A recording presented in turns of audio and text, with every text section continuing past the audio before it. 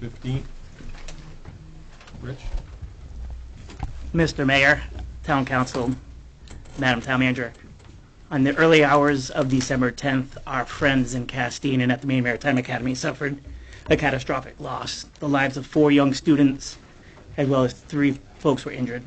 I'm hoping the town will allow us to start this meeting tonight with an observance of a moment of silence in their memory and for our friends down in Castine and at the Academy.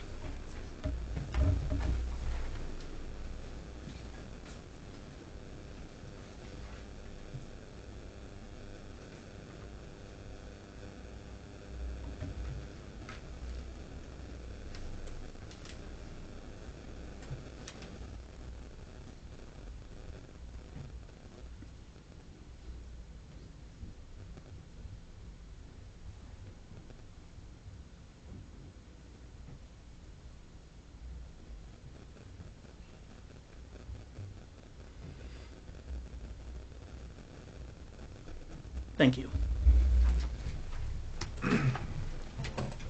Just a quick note, as a member of the Maine Maritime Academy family, I'd like to thank everybody that's reached out, offered support.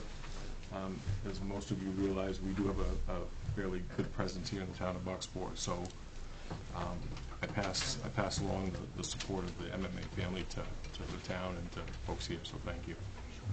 Roll call, Jake. Councilor Eastman is absent. Councilor Morrison? Here. Deputy Mayor Bissonnette? Here. Mayor Stewart? Here. Councilor Ormsby? Here. Councilor Down? Here. Councilor Rankin? Here. Presentation of town council recognition. We have one. Yes. Tonight is the last town council meeting for Councilor Kathy Downs because her term ends on 12/31/22.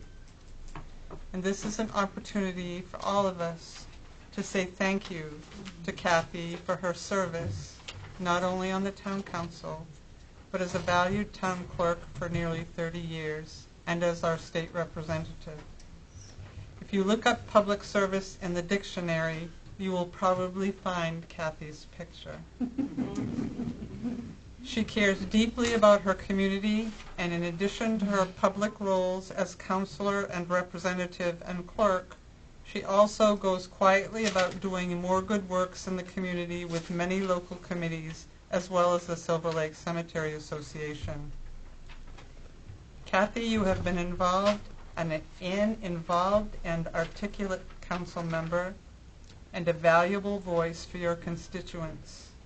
You have always filtered your decisions through the lens of what you feel is best for your town. Your parting gift from the town, of course, did not show up in time for this meeting. But we will get it to you when it is delivered. And in the meantime, please enjoy these beautiful flowers with our thank you.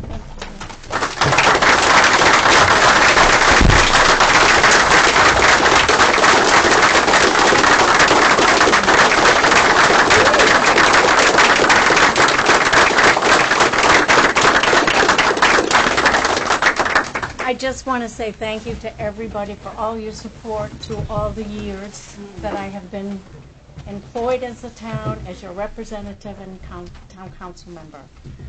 I couldn't have done it without a lot of help from the community, from all the employees that I have worked with, for all of them. So thank you from the bottom of my heart. This is very difficult for me to leave. I'll try to keep my composure, but thank you.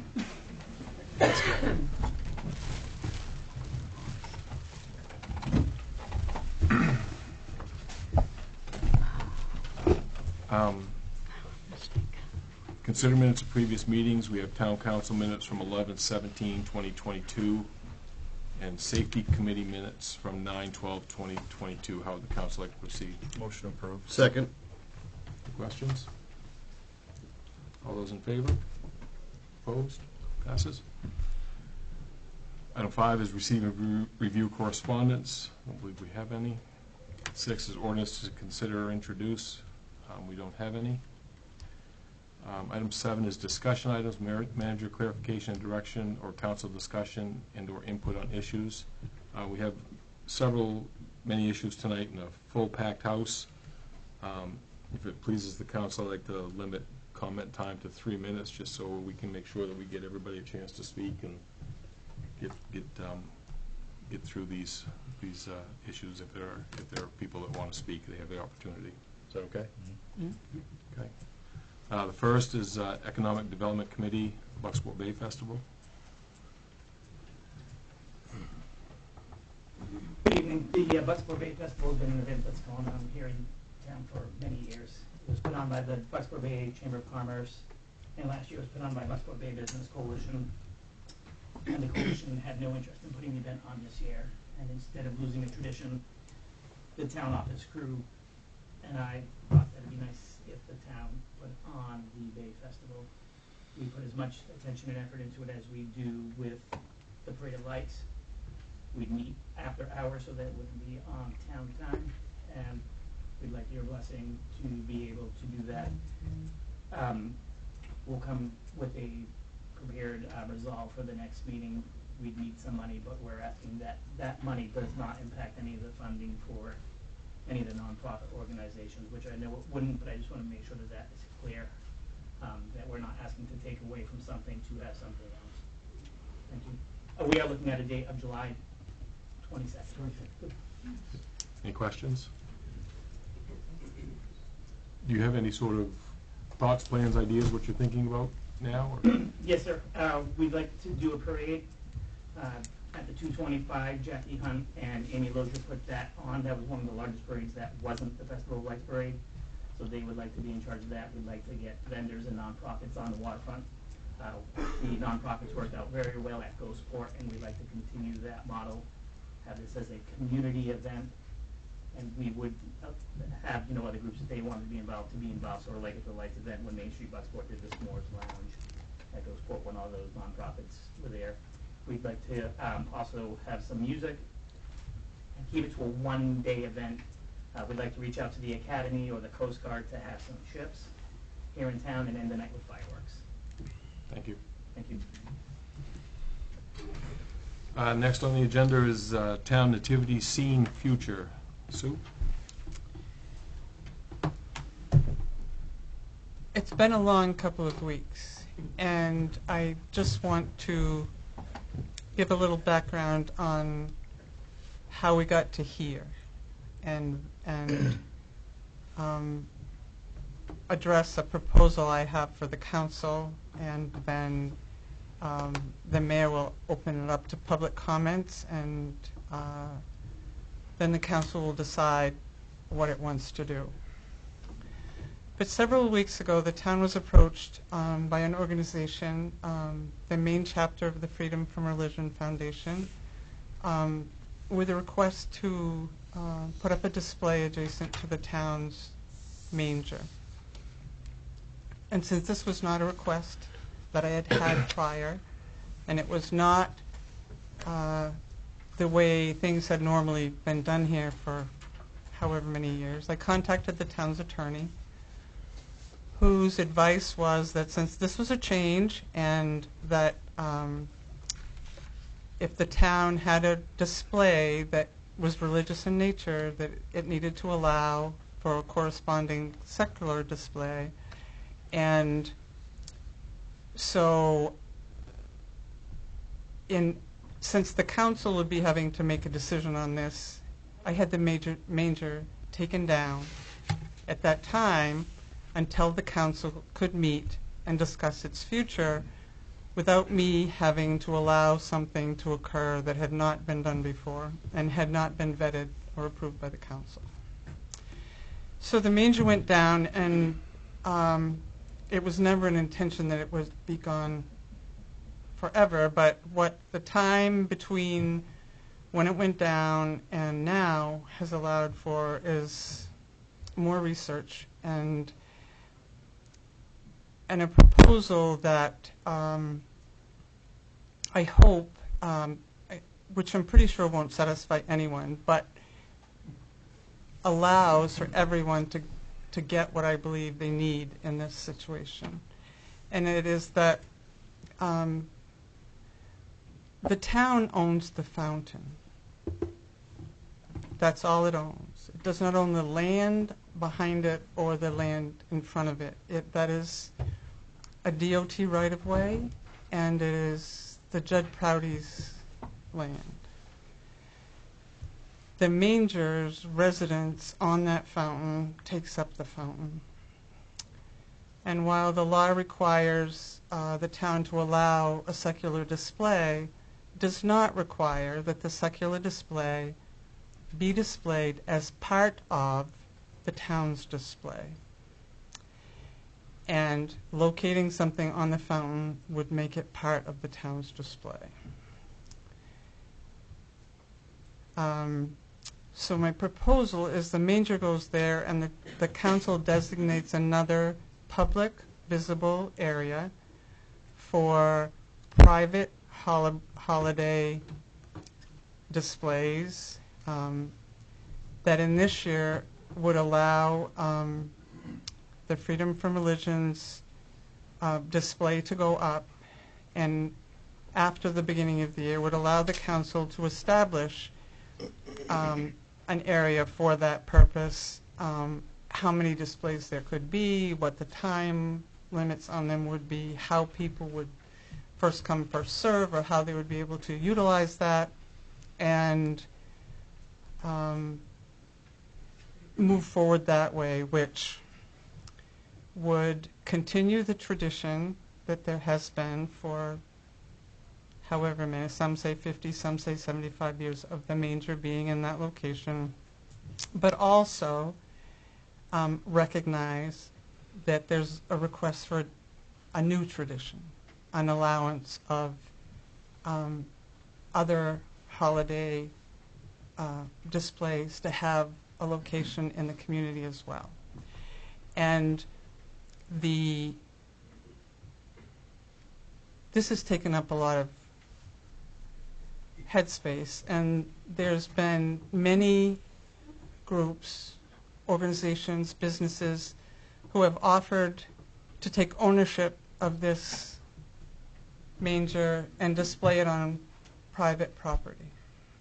There's been a request that the town donate the fountain and the manger to a private entity, and that would allow it to be there, but relocating it has not, I've not heard anyone say that relocating was a good plan.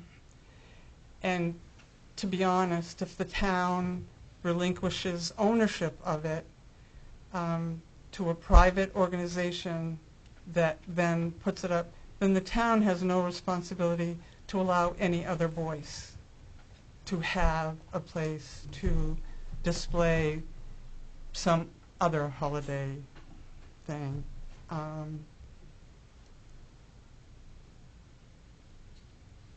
So, and the council can make any decision they want.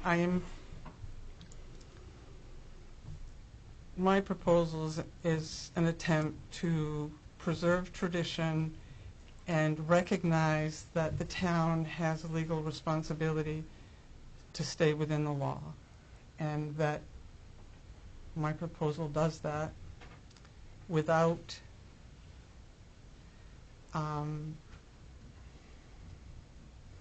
giving it away so that the town doesn't have to deal with it, which I don't think is appropriate for us if we have an alternative that allows this tradition to continue in the same way that it has since the mill had originally done it and then stepped away from it. But it was never my intention to make all of you angry or think that the town was trying to do something negative. And my job is to do my best to protect the legal and interests of the community and understand where I am, and this proposal is an attempt to do both. I understand that the tradition is important. I also understand that there are people in the community that think differently and want to see different things, and there needs to be room for both. And so that's my proposal. Thank you. Anybody from the audience? And when you do come up, if you come up and just state your name and where you're from, and Jacob will have a 3-minute timer, but Joe, I know you're going to talk for like 20 minutes if you wanted to, so. Joe York, living in Bucksport. So Sue, I am very proud of what you did because again, it's kind of set a precedent. Under my impression, the manger is actually nothing more than a decoration of a sort, and it's also been a tradition in the life of Bucksport for a long time. I'm also under the impression that it is not considered a religious setup, and it's also been brought to the Supreme Court, which they ruled it as such as well, that it is not a religious set, I guess. Again, I apologize on my word because I'm not real good with it, but the idea was to put it on private property, and I think that as our town, I think we should be able, if it is not considered a religious piece, that allowing other people to put religious pieces on town property would then open up a more broad allowance of certain other problems, I guess. And so if it would settle everything if the manger was set up on private property, then it should be the same for the religious banner to be set up on private property. Which, if there's anybody that wants to set it up on private property on Main Street or in that area, then that's something they should be able to do. But again, the freedom of church and state, or however they distorted it severely throughout the years. But again, during the writing of the Constitution, there was nothing saying that if the town of Bucksport put a manger up on their property, that they were going to have to then put an opposing religious piece next to it. So I'm hoping that we could either set this up, like you said, for another year and just skip this year and just say, again, I believe that the permit was not awarded for the sign already, so we're kind of clear out of that side of it.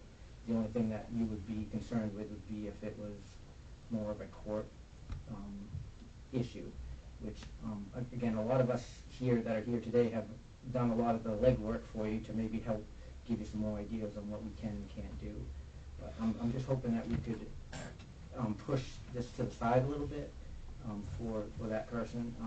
Again, we've seen a little bit of a picture of what their display would look like, and it actually seems like it pushes a little bit more of the buttons for the people that, because it's actually the Bill of Rights laying in a manger saying that this something is reborn, and I think it's kind of pushing people, kind of slap in the face of a sort, if that makes sense. So, thank you. Thank you, Joe. Sir. Hi, my name is Joseph Giovanni. I'm a resident of Bucksport, and I am not here to offer a proposal, since there is a proposal that has been made, and but I would like to offer a concept. I did go to speak with Pastor Sybil Norris at the Bucksport House of God, and Pastor Donato at the Bucksport Bible Church, and Pastor Remick at the Methodist Church, and my father, and we would offer, if all else failed, because this is a very good proposal, I'm not looking to put anything up that's going to confuse anything. We would offer that we would display the nativity scene every year at a different church in town. Each church would display it, and what we would do is have a particular night was going to be lit, whatever, invite the community from the different churches to come forward, have hot chocolate and enjoy it, and maybe have a little more conversation amongst the different churches and congregations. Again, I'm not proposing this against any plan. I'm just proposing it that in case all else fails, I did get a yes from those churches, and we didn't have to take possession of the nativity scene with ownership, With each year, they can just, it would go around Auburn and keep circulating that way. And of course, any other congregation in town that wanted to join, then they would join, and they would get it for that. They would display it that year in front of their church. And it would just keep it in town, and hopefully if there's no legal opposition, it would prevent the town from spending money for legal guidance. It was just a concept, and it's something we wanted to share. And again, I'm not going against any other idea here. It's just something, if everything else failed, here is that. Thank you. Okay? Thank you.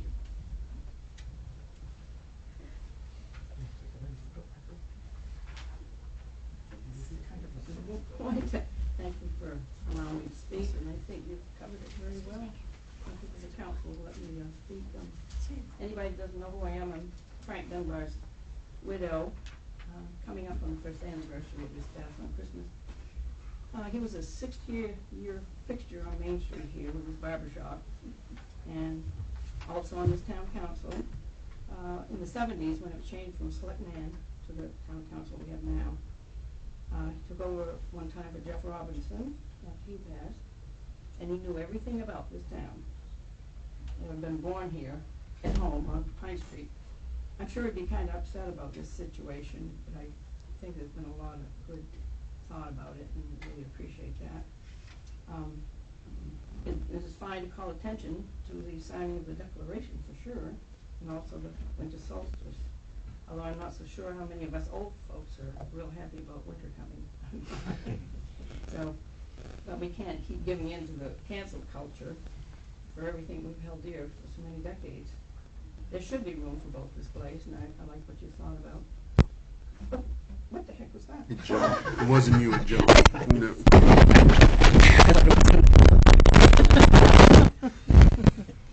Okay.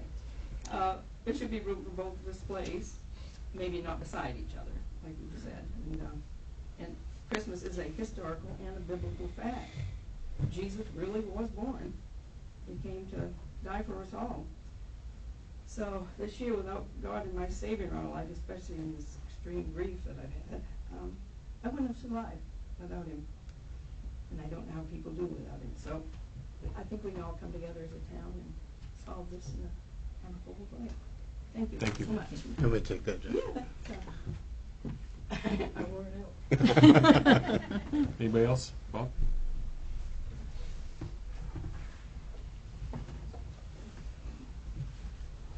Good evening. My name is Bob Mercer, and at first I have a couple of questions.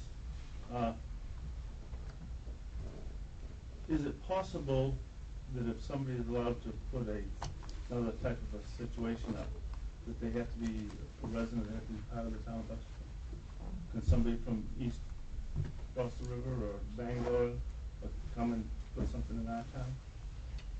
I like your proposal, the town manager's proposal of having another space for something else. I think that's fair, but I think this is part of the town of Bucksport, and the people of Bucksport have put it up, and it resides in Bucksport, and I think that if somebody is going to do something else, they should reside in Bucksport.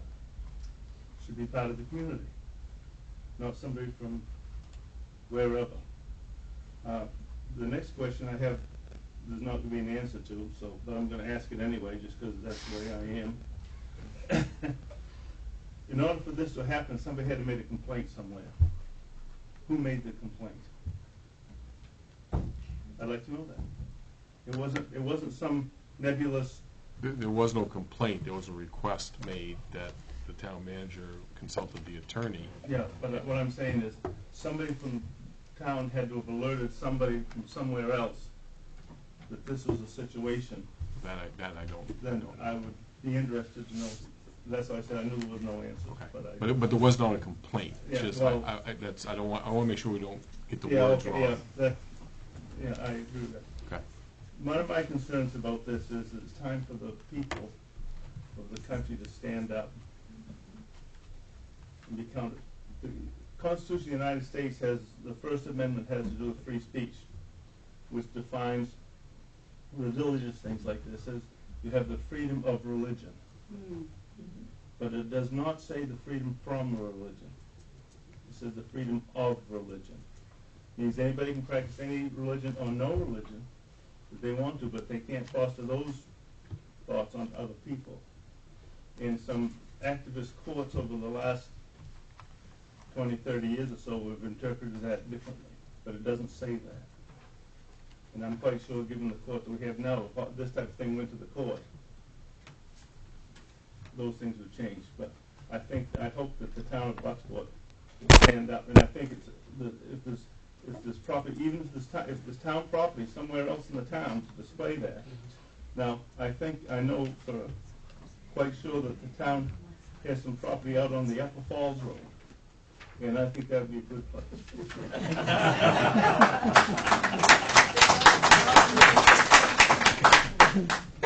Anybody else? Tom?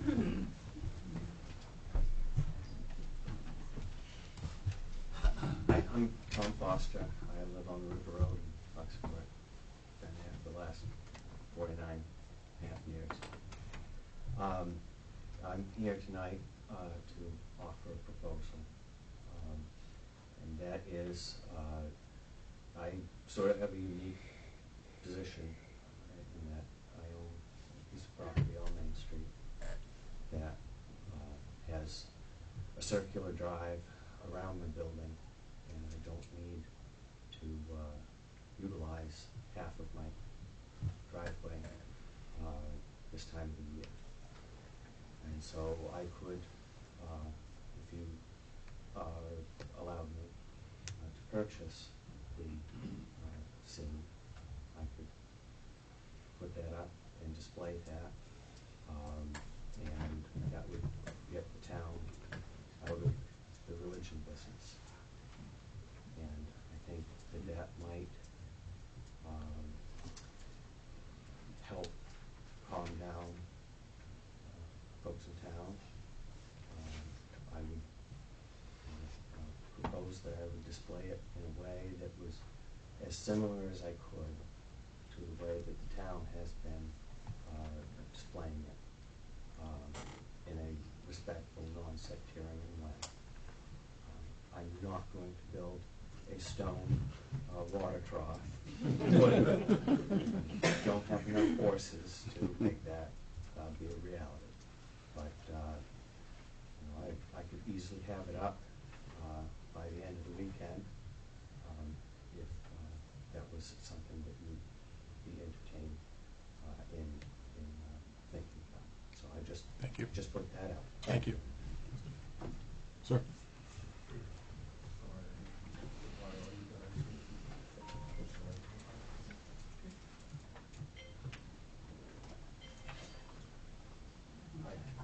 My name is John Robinson. I live in Bucksport. I'm sorry you guys are going through this headache. So, but I just wanted to come and show my support and reiterate what Mr. Mercer said, and certainly what Mrs. Dunbar said. I understand your proposal. I think it's a good one. I think we're all just tired of being pushed around and told what we have to accept and what we have to do. Yeah. And I did a little bit of research, what I could do in the amount of time that I knew about this. And from what I'm gathering, and maybe I'm wrong, but I think I'm correct, this is a gentleman from Litchfield that I don't even see here, that has no connection to this town. And again, I'm here to support. I think having this activity scene in Manger set up has been wonderful. And I'm just tired of being pushed around and told what we can and can't do. Thank you. Thank you. Anybody else, sir? David? Yeah, Dave. I just heard about this about a half an hour ago. You made good time. So. Okay. So just your name.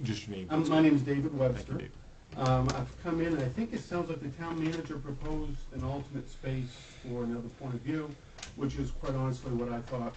Just driving here was a reasonable thing. Also, Mr. Foster offer sounds good too. But what I wanted to mention is that there was a thing in 2019 where a cemetery came to possibly have the town take over the cemetery. And I have plots in that cemetery. And at that time I became concerned because Just before that, 2019, there was a Supreme Court case, and maybe the town's attorney has already gone through this.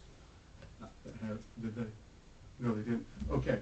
So there was a case with the American Atheist Association versus the VA, and it involved a 40-foot tall cross in, I think, the town, again, I'm just going by memory. Brandenburg, Maryland. Okay. Supreme Court ruling was 7-2 in favor of allowing them to maintain the cross. What had happened is after World War I, the VA and some of the families of people who died in World War I raised money, put up the cross, and then in the 1960s, that was turned over to the state of Maryland. And so, now the reason I mention this, and I know this is really off a tangent, but I don't think you're going to be able to forever avoid the issue because I believe the town donates a small amount of money to for the upkeep of several cemeteries in town, most of which have religious symbols in them. I don't know about down here the Korean War monument or not. Again, I just got out of the shower a couple of minutes ago. I haven't had a chance to look at this. But the issue is related to religious symbolism. I think giving another person a spot to do their things fine, but quite honestly, most of them are not interested in expressing their view. They want to block the Christian or other religious view. That's right. So perhaps you could have the town attorney look into the cases because it's not actually going to go away. It will come back at some point in the future. And, you know, I know at the Riverview Cemetery meeting in June this year, I mentioned this very fact. And actually someone openly scoffed. Before you got here, we had a 3-minute time limit. I got you. But That's fine. But thank you. But this is, in many ways, it's just not a manger scene. Thank you for your time. Thank you. Anybody else? Yes. I should have warned you that before you got up there. No, that's fine. That was enough anyway. Some of you know me, some of you don't. I'm Jerry Meltzer. I lived here 14 years. I used to be a flatlander, and I'm not anymore. My customers told me that because I eat bean sandwiches. My concern is this. An outside group approached you about having a display. I could have 15 groups approach you within 48 hours saying they wanted a display in this town. And they have equal right if you do that, and their attorneys would contact you. I was a lobbyist in D.C. I could call them and they would do that. So how is the town council going to deal with this? If you do it this year, you're open Pandora's box. Mm-hmm. And here's the other thing. Like when the Pride Parade's on, the Christians are going to have a right to have a display across from theirs during the Pride Parade, during Halloween, during Easter, during other events in this town? Can they request the same thing? And who's to determine that this group right now has priority over any other group to do this at this point in time? I get a little excited about this subject because I see what's happening in our country. And the Christian movement is being called nationalist and everything else. They're saying we're horrible people. I had people protest at a church in town here calling them haters. And Christians love people and want people to get saved, and they believe in Jesus Christ as their Savior, and that people need to believe in Him in order to go to heaven. But we don't have that right anymore. They want to take it away. And these different groups come into our town and dictate to us what we have to do. And it's just the beginning. I was in D.C., I was in Baltimore, Maryland, I'm in big cities, and you look at the messes out there that are going on right now because the towns have allowed themselves to be walked all over, literally, on different subjects. And it's sad. I care about this town. I live in this town now. And I've been here 14 years. And I don't say a lot. I'm busy. I work a lot. I have a family, but my priority is serving the Lord Jesus Christ. And I don't know most of you. I know some of you. I do business with some of you. But we really need to determine tonight whether we're going to allow this group to dictate to the town of Bucksport that they have to do it this year, or whether we can put it off. Otherwise, my thing is, let's have 15 groups put up displays of this year, if we're going to allow one. And down the road, how are you going to determine which groups you're going to allow and not allow? Do you know anything about the group? Anybody, I just want to ask you, any of you know anything about this group? Their background and what they've done? Outside of Bucksport? Outside of Maryland? I mean, outside of D.C.? Do you know? Check them out before you just say, okay. I don't know about any of you. Has anybody seen the movie God Is Not Dead? Watch it and see what's happened out there in the public outside of Bucksport and the rest of our country. I'm not trying to, I get excited. I'm sorry. I do get excited, but I care about this town. And I don't want it to turn into the towns I left. I came to Bucksport, not to make Bucksport Maryland, but to stay in the town of Bucksport, keep Bucksport the way it is. I didn't want it there. That's why I'm here. Thank you. So that, my time might be up. I don't know. It is. It is. Thank you. I didn't hear a buzzer, but I'm deaf. That's what I'm up here for, just to try to. Thank you. Thank you. Anybody else, sir?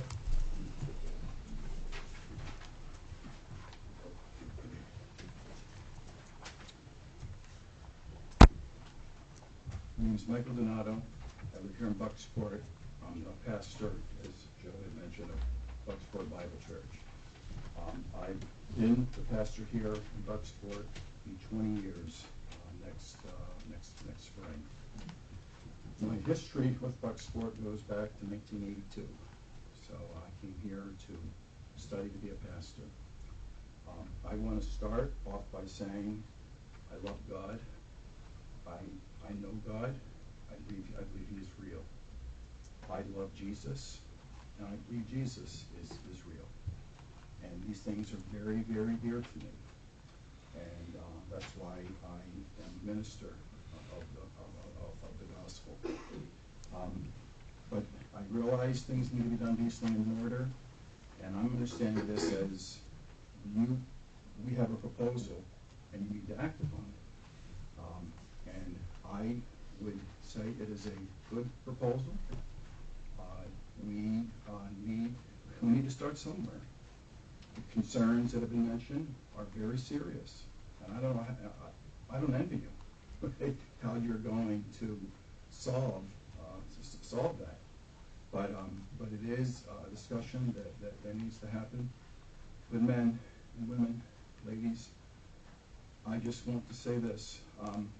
I did some research on the Freedom from Work. I went to their website. Before I try and answer a group that I don't agree with, I like to see where they're coming from. And I went to their website. One thing I did see is this, what they call nativity scene. They have it in other states. It's in the state capital of Iowa. It's in the state capital of New Hampshire. But in neither one of those places is it right near the nativity display. It's in a totally separate spot. So to say that it needs to be right next to the nativity is just even this group has set a precedent there. But whatever comes of this, my faith is not in the nativity scene. It's not in plastic figures. If anyone thinks that a birth looked like that, no. But it's what that pictures. And it pictures, this is where I'll try and get through this. It pictures the greatest expression of love this world has ever known. And that's in Jesus. And I share that because we are being told a lot about being loving. Well, the Bible says God is love. and really to express and to know that love, you have to know God. You just have to know Him. So, my time is up. Get the display back up, please. It pictures the most wonderful gift this world has ever been given. Thank you. Thank you.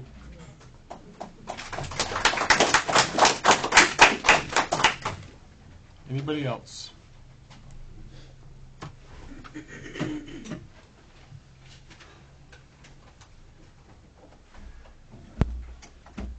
My name is Hans Grischels. I've been in this town for close to half a century now.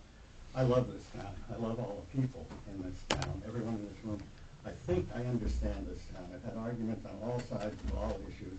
I understand the history of this display that we put up every year. I understand the mill workers who put it together. I know people who've been devoted to it for their lifetimes. I really appreciate it. My concern is different. Well, first of all, I sort of understand a little bit why our founding fathers separated issues like this from governing issues, and I really appreciate Sue's position here, trying to navigate the route between these two sides of it. But my concern is this: it's really a legal one about the virtue of a value of a town warehousing and I don't want to call it an artifact because it's a beautiful display, but the value of a town warehousing I'll call it an artifact of any religion. We have a world full of religions. And why a town would warehouse and display one without displaying the others? I think that if we're really going to keep it as a town's property and display it on town property, we have to open the door, and someone else said this, to all kinds of other groups, and it's going to become unmanageable. We can't do it. So I would say that we need to, as a town, really evaluate whether we want to own something that's so sacred to one particular religion, so surrounded by controversy, or simply donate it. My proposal would be to give this to the Historical Society or another functioning society in our town and have them display it on a site that was chosen. So that would be my take on it all, that we cannot really be in the business of warehousing religious artifacts unless we're going to do it for all the religions of the world and all the causes.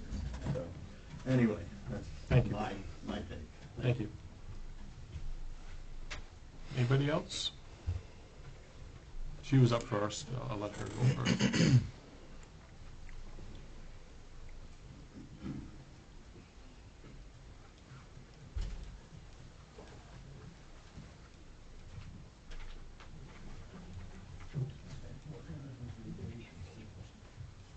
Hi.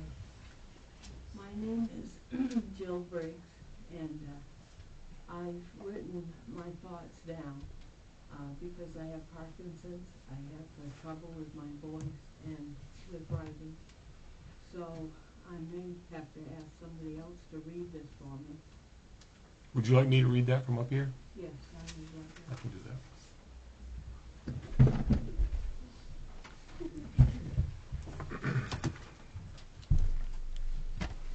And I'm sorry, your name again? Jill Briggs. Jill Briggs. Yes. I feel that it is time for the silent majority, at least I hope it is the majority of people, to take a stand on what we believe in regards to the public display of what we believe is the real meaning of Christmas. The loud vocal minority should not only have the say concerning these issues. If you do not believe in God, who loves you and sent his Son to be the Savior of the world, parentheses, 1 John 4:14, that is your business, but why try to convince others that God doesn't exist or care about them? I went to New York City a number of years ago to be in on the celebration, and oh yes, it was very evident that there was a celebration going on, but I could not find one evidence of Jesus, the Son of God, coming to earth as a baby in a manger. There was Santa on center stage crowding out the birth of a Savior. There were snowmen and reindeer and church scenes, etc. But it was not until I got back to this small, obscure town in Maine that I saw displayed for all to see, front and center in its place, in the same place it had been every year I can remember in 75 years in Bucksport, the town that I was born in. The real reason for the season is that Jesus was born in a manger to live among people, to to experience all that we experience, and then to die on the cross so that sinners like myself could be saved from our sins and have eternal life. John 3:16 and 17. For God so loved the world that he gave his only begotten Son, that whoever believes in him may have everlasting life. For God sent not his Son into the world to condemn the world, but the world through him might be saved. So in conclusion, I for one would like to stand with those that believe in Jesus' birth as the reason for the season. Thank you, Bucksport, for all the years past, present, and future, for taking a stand for Bible truth. Jill Briggs. Thank you.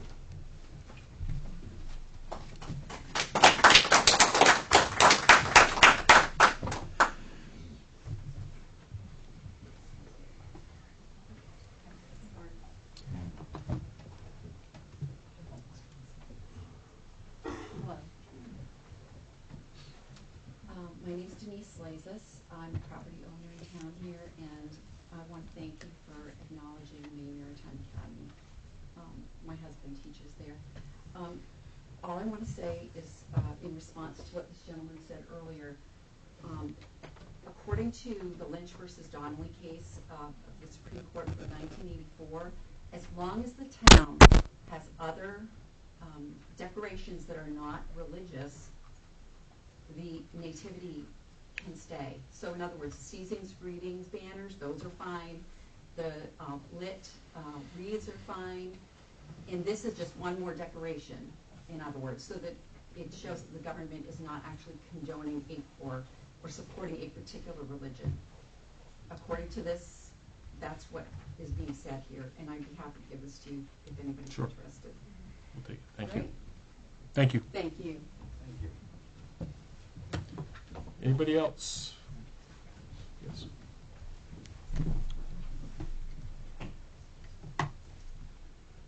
My name is Tracy Sullins, and I'm a pastor here in town. Also, I teach at Miles Lane School. My family moved here about 6 years ago to bring the love of the gospel of Jesus Christ here. That was the main reason I really believe God brought us to this town. I wasn't going to speak, but I did want to make a couple points that has just been going through my mind over and over this week as I've been thinking about these things.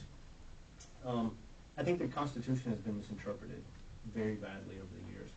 And as I read the First Amendment to the Constitution, it says, Congress shall make no law respecting an establishment of religion or prohibiting the free exercise thereof. First of all, you guys aren't Congress, and if you strictly interpret that way, only Congress could not make laws. But if you interpret it as any governing body, displaying a manger scene is not establishing any ordinance or any law, establishing any religion. You would have to come together and you would have to actually pass an ordinance to say everyone has to agree with this manger scene, everyone has to bow to it, everyone has to worship the Christian religion. And that's not what you're doing. And so I wanted to make that point because we hear people say so many times over and over, separation of church and state. But that's nowhere in the Constitution. They misinterpreted it.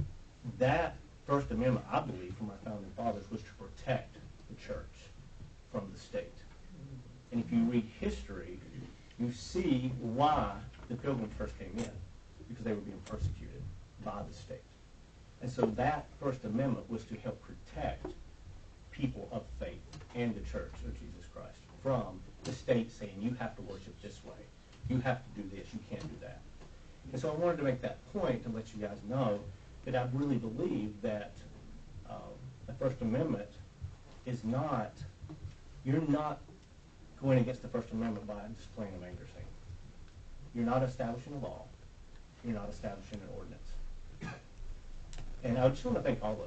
I want to thank you for your service. I want to thank you for what you do for this town. We've come to love this town. And when we first came here and saw that manger scene, I was pleasantly surprised the first Christmas. Because every time I see it, I see the hope of the gospel. I see the hope for all of us. That God so loved us that he came into this world and he took on flesh and blood. He was born of a virgin. And he lived a perfect sinless life we can't. And then he went to a cross and he died for our sins. He was punished for us. And he rose again 3 days later. And that's the hope Every time I see that major scene, that's the hope we have. That we have a God who loves us. God who loves all of us so much that he gave his life for us. He came into this world and became one of us. So I could not sit here and not, first of all, thank you all for all you do. I know this is hard. Sue, I can't even imagine what you've been going through the last couple of weeks. But I pray for you, and I pray for the town council. And I pray as you make this decision, because it is a difficult decision. Thank you. Thank you. Is there a way that we can replace that mic with one of the other ones? I'm getting a message as About Mark's mic. Can you change yeah. Mark's mic? Can Mark's mic go over to that one? Can I change Jacob's? There you Put it down there. go. This one is not. They're not hearing. They're not hearing us. Without the What's that? Well, no, I was thinking that if we just took that one from over to there, I don't know if it's the connection or if it's that. I'm not trying. I'm getting messages saying people in video world are having difficulty hearing from the podium. Put that one in, you wouldn't go for it. Also, when you're speaking there, It's all over again? yeah, start from the beginning. Also, I noticed that when people are talking, if you're tapping or hitting the podium, it feedbacks through the mic. And it's quite loud. So if you should be aware of that too. Is there anybody else from the public that would like to say anything? Are we waiting for Mike? Are we waiting? No, we're confident. Okay, so you said you would call IT, and I didn't know if we were supposed to take a break or something. If we can hold it. So we'll hold, see? I'm not IT, trust me. Where is is it from the television or from the town hall streams? Because now it's all distorted. No, it's what? It's all distorted and you can't. Not that anyone's been up here, but Dylan's got all Well, feedback. we just changed that and plugged that in. I did.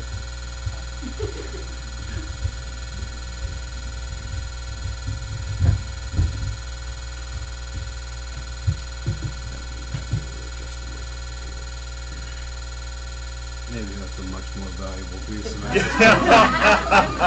Matt Pierre said that mic made it work. Yes, it is. Okay, And that's what he's saying out back. So I would switch it back. Well, if you switch that back and just have people speak into one of these instead of that. okay. They can just stand at the end of this thing and speak, and that way they're using Mark's mic. Okay. And I will unplug this. Yes.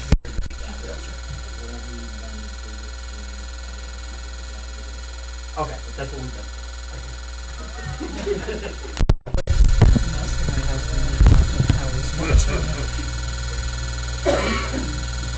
Rick's the IT guy, are we all set now? I think he's checking. Chances that you can hear when people speak up. And Rachel says it sounds terrible when you change the mic, Rich. So,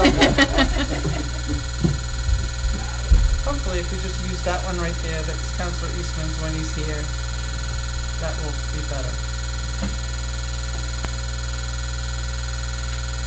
Apparently, we have quite an I'm not going to tell you to come up audience. until My husband said watching it on the cable channel, but he could hear people fine. Not as clear.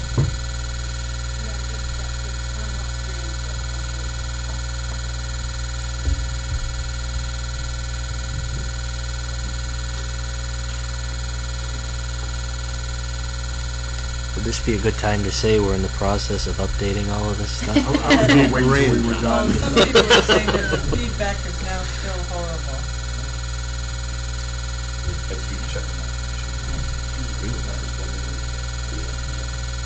That one's not plugged in. Yeah.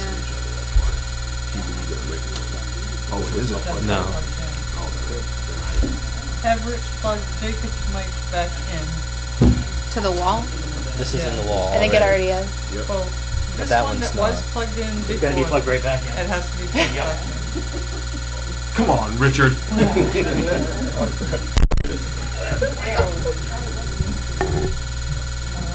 when are we gonna get all our new stuff? wrong, Jim, tomorrow. All right, so we're gonna use that microphone then? That microphone, yes, please. You're all set. There's a loud noise coming Our from tester's going up. across Town Hall Street, interfering with being able to hear. Let's check. Do you want me to stand here? Yep. Where would you Yep. like? Yes? Yep. Okay. My name is Linda Hansel, and my husband Michael and I started our lives here in 1983. Technically, I am from Orland, but I can tell you this is my town. And I have been here now, next year, we'll have been here 40 years. I would like to address a couple of questions to you, Sue. May I? Sure. My first question is, when the town had the weekend to celebrate wizardry, did you get any complaints from anyone about that religion? No. When the town put up decorative witches on all of the posts through Halloween, witchcraft is a recognized religion. Was there any problem? Did you hear anything from the religious group that we are now talking about, or non-religious group that we are talking about? No. Okay, so my question is, when Pastor Peter Remick was in recent history, within the last couple of years, recognized as the chaplain for our safety department, that if people wanted prayer, if they wanted Christian counseling, they could go to Pastor Peter Remick. Was there an outcry about mixing town business with Christianity? Sean? The answer to that is no, but that does not have anything to do with Christianity. It's counseling for our employees under stressful situations. But if our employees wish to talk on that side, but he will do that, but the understanding it is counseling, mental counseling for our employees. But if people want prayer, Pete has agreed that he would absolutely pray with them if they want it. That's yes. correct. Okay. If they want it. Okay, thank you. And so my question is, how is it that all these other things have not been protested, but suddenly there's a protest about a nativity scene? And I liked what a gentleman said when he was talking about the Bucksport Bay Festival. He said that it was important that we continued a town tradition. And yet now there's all this controversy about a tradition at the water trough for 4 weeks in December. I agree with many people who have already spoken and said it's time for the silent majority. It's time for the silent majority to stand up and speak. This is a slippery slope. When you start giving these people who apparently don't even show up for the meeting, and you start giving them this stuff simply because they don't like it, it's a slippery slope downward. Perhaps next they'll want the Christmas trees. Perhaps next they'll want the wreaths. And I can tell you that if the United States continues in the vein it's in, one day they will want our American flag. Thank you.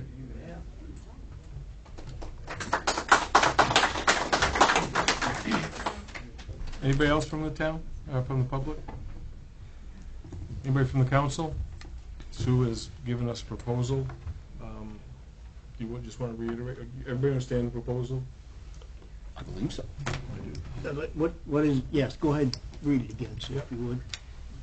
The proposal is to restore the manger in its rightful location on the fountain where it's been for 75 years or 50 years or however many years that it's been there, as the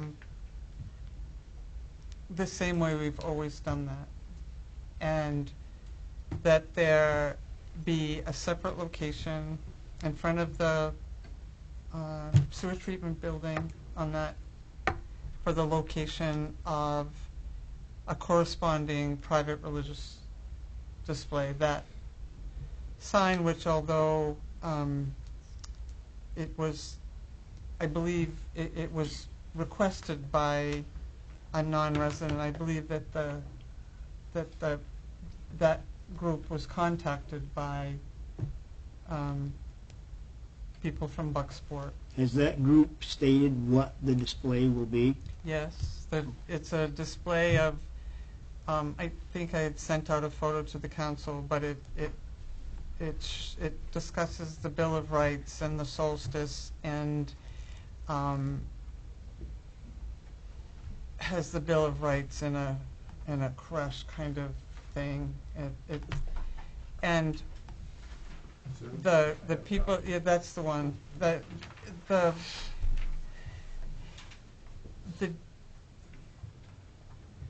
The part that people that have talked to me have found disturbing about this particular poster is that it uses the line, "the real reason for the season," and other displays that they have in other places do not use that term. So if that of everything on that was the one that people found the most troubling. So this depicts what it would look like? That is what it would look like. Okay. Group of people standing around, okay. Yes. Thank you.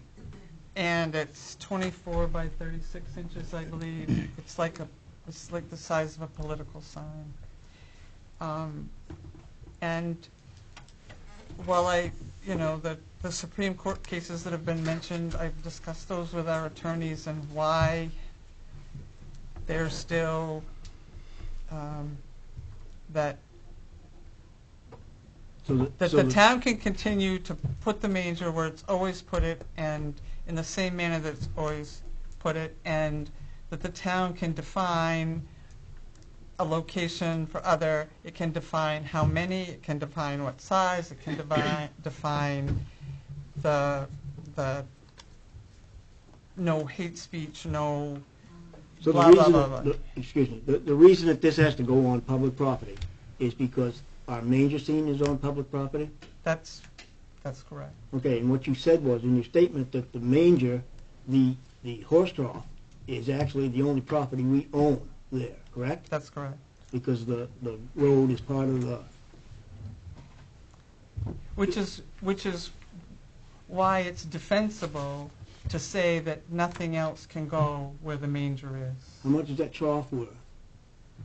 What's that? How much is that trough worth?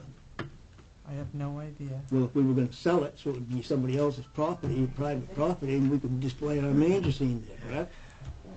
And not have to have this setting up for the... Well, if the town does it, whether it does it on private property or public property, it requires a corresponding. The only way it doesn't, if the town is entirely out of it and everything is owned privately, if you give away the fountain and the manger to some other entity, you can then, there's nothing that says that the town has to do anything because the town has no display.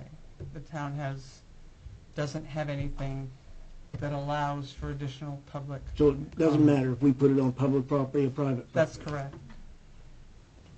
Okay. It's the ownership that's the issue. Yeah. Something that needs to be said, if they did that, the town would lose control. Anybody else from the council? Kathy? So even if we didn't display the manger, that this group could still display sign? No. So the only way they could display signs is if we put the manger back. That's and correct. we have to provide a place. The only way that the group has the ability to put up something is if the town puts the manger up and owns it. If the town doesn't own it and it goes on private property, there's no requirement. And if the town doesn't put it up, there's no requirement, which is why it's not up right now, until the council had an opportunity to discuss how it wanted to proceed. Okay. I understand it all. However, I mean, I'm just as sad as everybody else that the manger isn't up. I was very, very upset. But because the council hasn't set any type of policy, I feel that the manger should be waited until the council sets policies as to what they're going to do. I mean, I just think you're putting the cart before the horse. If you put the manger up and then allow them to put anything up, how many groups are going to put up? Is it just this one group? You don't know, because if you allow this group, you're going to allow other groups. I just think that it's opening a big can of worms if we go ahead and put the manger up now and then put a place for anybody to put signs. I just think the council should have something set in place before the manger goes up. That's just my opinion.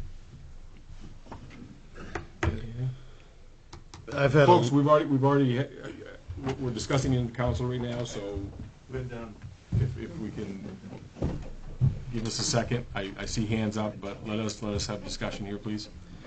I've had a lot of people speak up to me this week, and a lot from religious aspects of why they want it up, and a lot that aren't religious. It's a tradition that's always been done.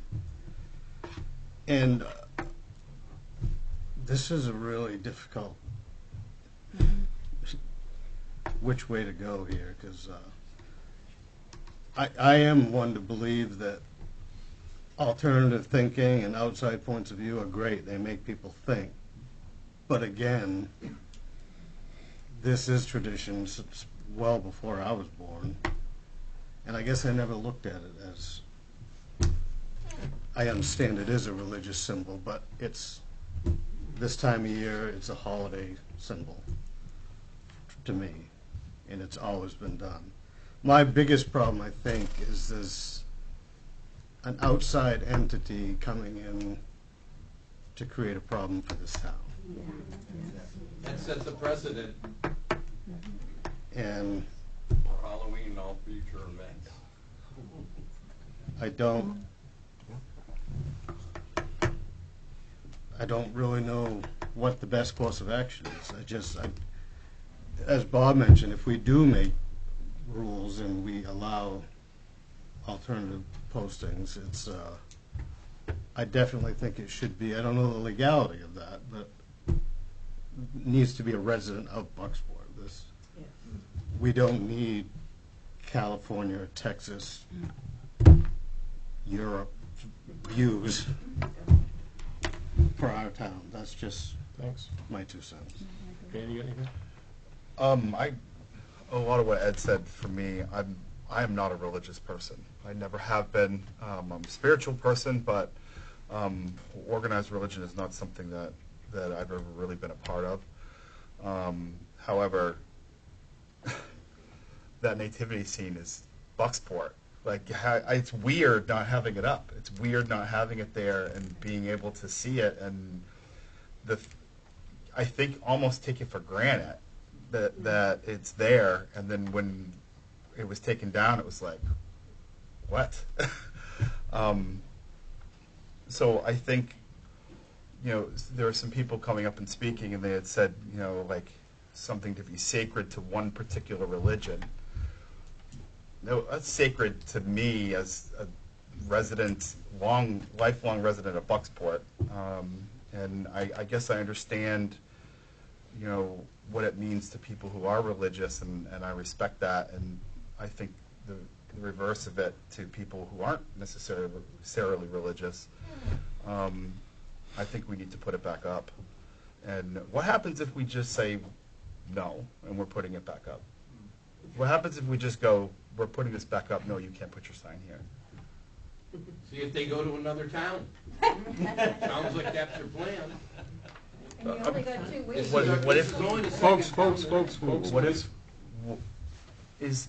do they have a real legal backing when it comes to, if we tell them no, we don't have a place to put your sign up, and we put up our nativity scene? Do they have a strong legal backing to come after us? Our attorneys, which I've argued with for a week and a half on this, have strongly advised not to take that action. Okay. That is litigation. Yep. And the appetite that the town has for that is up to this council. Well, Well, a couple things. I guess the first thing I'll say is that despite some of the communication that this council and the town manager has received, I do want to commend her on the decision that she made, which I, without putting words in her mouth, I can assure you likely wasn't the one that she wanted to make, and was anything but spineless for the keyboard warriors, and I'll stop there. I commend her on doing that. That was not her decision to make. That is this council's decision to make. You want to blame anybody, you blame this council. I'll stop there on that point. Now here's the next point, and I'll try to smile as I talk through that. I've tried to, as I've thought this through, put judgment aside. Take judgment and put it way over in the corner. And here's where I am on this. And I think a lot of you that have spoken this evening have affirmed how I feel about it. To some of you, that's a sacred thing. I appreciate what Pastor Donato said, actually, that, you know, while it carries a lot of meaning for him, the joke aside about, you know, it's not what an actual birth looks like. It represents a lot of things to even him, but he understands that. I don't mean, and I don't want to put words in his mouth, so I won't quote him any further. But my point here is, I don't think the town should be in the business of government, excuse me, of religion, but there's a lot of value attached to that manger scene. It's historical value. And I think the value that we place on that manger scene is what we as individuals place on that manger scene. And I'm not one for telling, a lot of this job, more often than I'd like, is telling people what they can't do. It's, we can't allow that. And I think the proposal that's in front of us this evening, it takes that out of the equation. It's, this group can do this, and I'm not a big fan of group versus group either, but we'll put that aside. It's, this group is going to do this, and this group is going to do this, and we are going to come up with a strategy so that everyone has a voice. And the value that I may attach to the manger scene may be different than what Sue or Jim or Peter, but to just simply say that we're not going to do this, it isn't the solution here. And I think it's up to this council to recognize that there's a lot of meanings attached to the manger scene, and ultimately it's this council's responsibility to come up with a plan that works so that everyone can feel as included as possible. I'll stop there. My 3 minutes are probably up. Thank you. Jim, do you have anything further? I guess if we put our manger scene up, the consequence is going to be that this display here will go up, as you said, out at the sewage treatment plant, correct? That's correct. Sewage treatment plant? Or The Wastewater treatment plant. Well, no, it's the soil concentrator building down At the end here, of the bridge. next to the. behind the down there. Veterans Memorial. Thanks to the veterans. On the front side of that, on the side next to where the driveway goes down to the parking lot. I don't see that as being detrimental to the community if it's put there. It's not like it's going to be setting aside the nativity scene, which I was first under the impression it was going to be. I don't have a problem with it. I want to see the nativity scene go back up, and if this is the only consequence, I mean, they're not going to throw us in jail for saying, yes, let's put the nativity scene up, but they're not going to come fine us $1,000 each. They're going to put this scene up. And my thought is, with as short a time as it is between now and Christmas, I don't know. They may have it in their back pocket already to just stand up there, but I kind of have my doubts.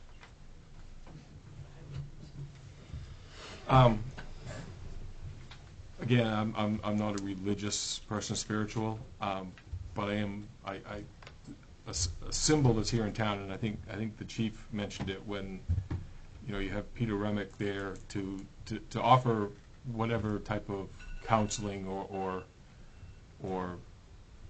chats to have, you know, and somebody can look at that scene and take whatever they want from that, and they can look at a poster and take whatever they want from that. And I think, you know, over the last close to 60 years I've been in this town, I think we've evolved from a lot of different ways that you have to understand that there are more than one point of view. And I think we are to the point where we can accept that. But I also think that we have traditions and symbols and things that we don't want to give up, and I don't believe that we should.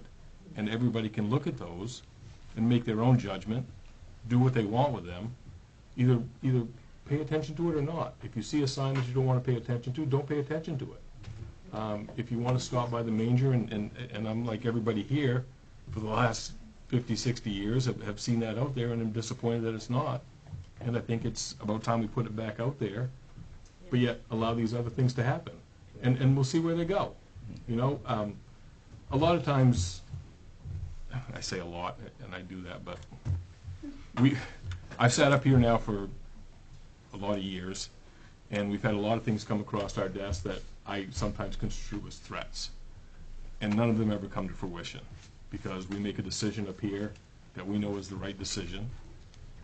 And yeah, it may piss some people off, but I don't care. I'm here to do what I think is right for the majority of the folks that I see here, what I think is right for myself, the values that I have, and I think I think everybody on the council does that same thing. And I think everybody has said that. When we start being allowed to be, and govern's the wrong word, but not make decisions based on what we feel is right for the town of Bucksport, then we've lost. And as long as I'm sitting here, I'm not going to let that happen. So I would recommend that we go with the town manager's proposal and get that up as quick as we can, and have a spot for other folks to post their stuff down where you've decided. So, and I'll take the temperature of the council. Everybody have a different view, or? So moved. Second. And we're taking this as an item not on the agenda, but just as a recommendation to you, correct? I just need guidance from the council. Is there anybody on the council that doesn't want the town manager to go forward with the plan that she's presented? I think it's the best option, and it's fair. And any objections if I put this on the agenda for the meeting For the meeting in January January to make some develop a decisions, so we policy can for how figure this? out how we go forward to try to satisfy a policy. And Mr. Bishop, welcome to the council. So would this happen tomorrow? The highway crew is prepared if you give me that Chief. direction. Just a quick question, we have a sign ordinance down in that area. Is this gonna pertain to these signs, or is anyone gonna be able to put these up when they want, leave them up as long? I'm only asking from the perspective of calls that we're gonna get. Is that when they go up, how long they can go up, is it a year? I know right now, I know from experience and phone calls that certain months, certain banners go up, and if they're not down the day they're supposed to be down, my phone rings, and I go down and take them down and give them back. I'm going to go out on a limb. Yeah, it may be up until January 12th when we have that meeting to decide what the ordinance is.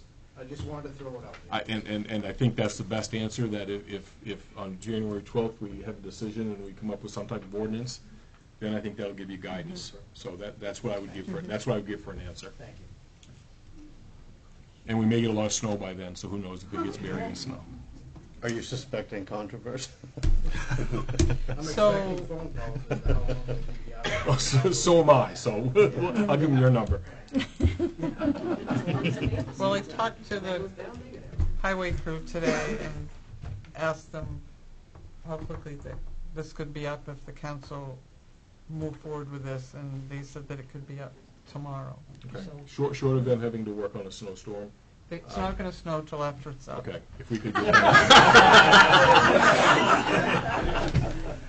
So everybody's okay with that? I didn't hear any dissension from the council. We're okay with going forward with that, and then in January we'll make a decision. No, we're fine. Thank you. thank you, everybody, for coming and voicing your opinion. And I'm not going to force everybody to stick around for the rest of this council, so I'll give everybody a chance. I want to take a break. Had to pick some up at the airport.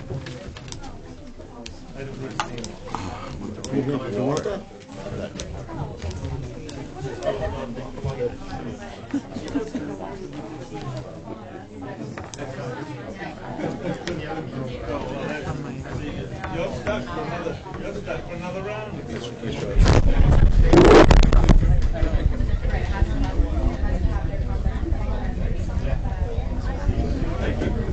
See you, Tracy.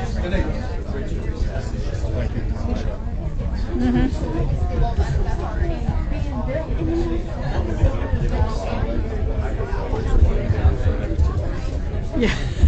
That called, I think, a lot. Yes, yes, it did.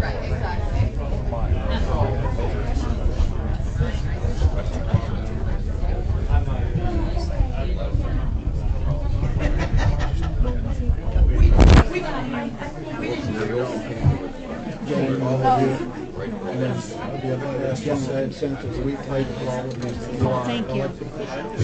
And we thank you for listening for this one. Thank you. Thank you.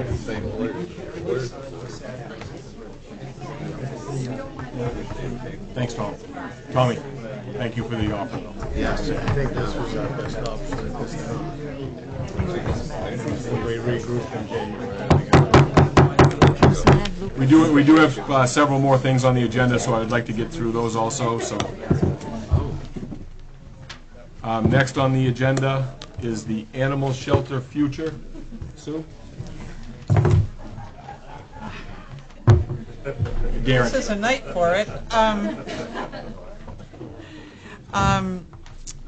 We've talked about the future of the animal shelter and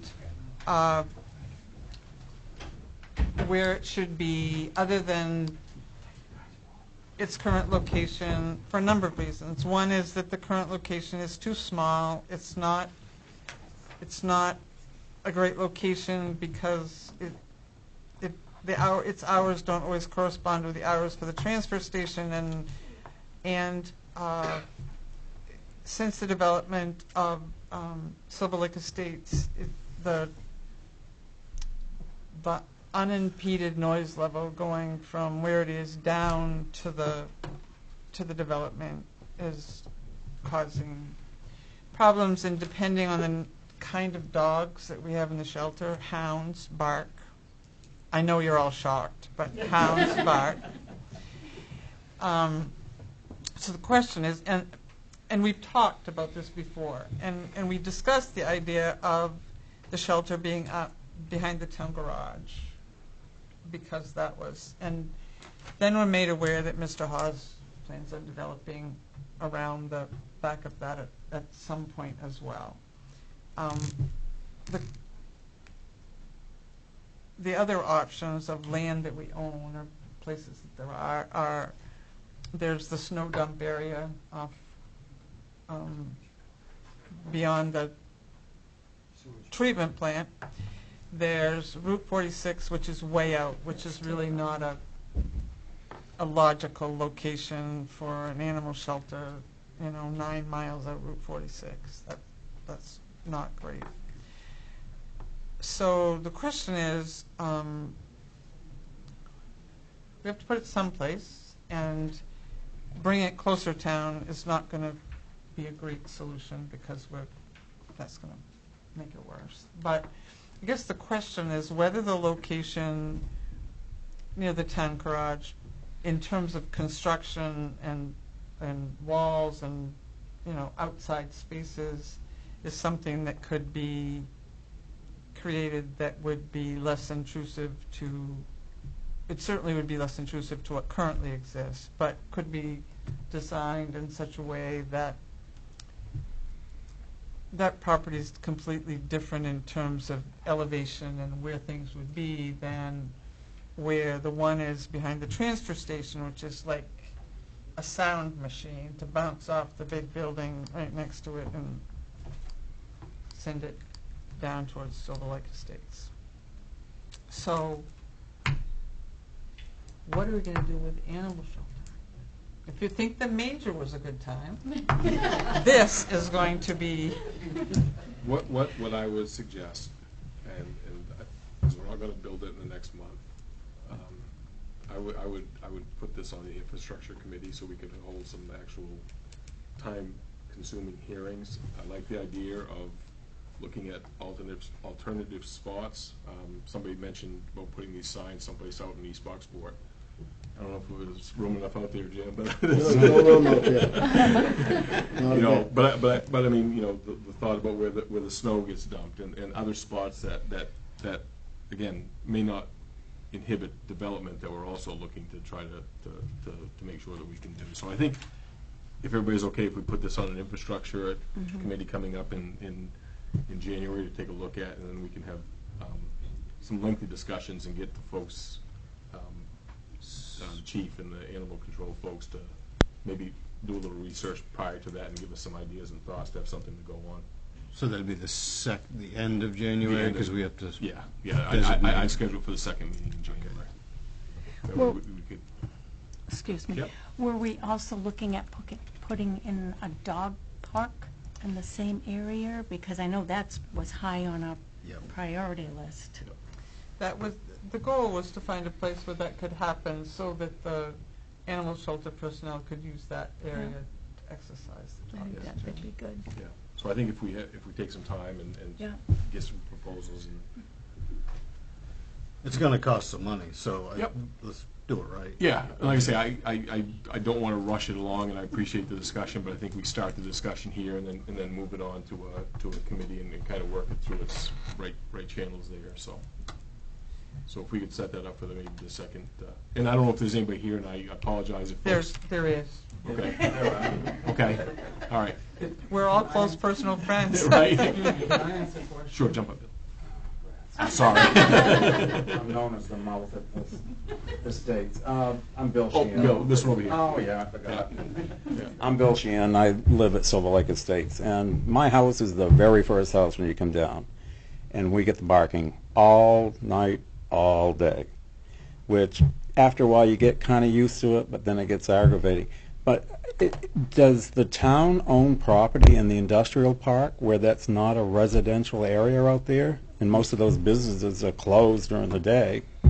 No, we don't. You don't have any think, land out there? Well, we have some lots, but those are probably going to be gone, so we don't have any other lots out there. Okay. And again, we're looking for convenience maybe to allow folks to go out and walk the dogs and things like that. So I think there are other spots I think we can look at. Because if you go on the other side of the town garage, it's not going to rectify the problem because it's still going to come down through. We heard that from Mike earlier. I think that's why. Oh, Mike's here? Well, thank you. I just wanted to voice my opinion. Yeah, so the second meeting in January is when we'll have a committee meeting. Okay. I promise you then that we'll have the opportunity that I won't keep you here until 9 o'clock at night. Okay, great. All right. Thank you. Thank you, Bill. Whoops. Very quickly, how about is there anything available in the landfill, the proposed landfill? Could that be, because then you could do a dog park and everything, and it's. Right. We don't own that right now, and I don't know if we want to own it, so be careful what you ask for. You want elevation. All right. Anybody else here about understand what we're going to do with the shelter issue? Yeah, Mike. Are we going to be all invited to that? Yes. Yeah. Yeah. It'll be the second meeting. I think is the 26th of January. It'll be at 6 o'clock. 6 o'clock. So. You'll be here in spirit, Bill. Okay. All right. So it'll be. I believe it's the 26th of January. It'll be 6 o'clock. People will be here. I appreciate that. Thank you. Thank you for that. All right.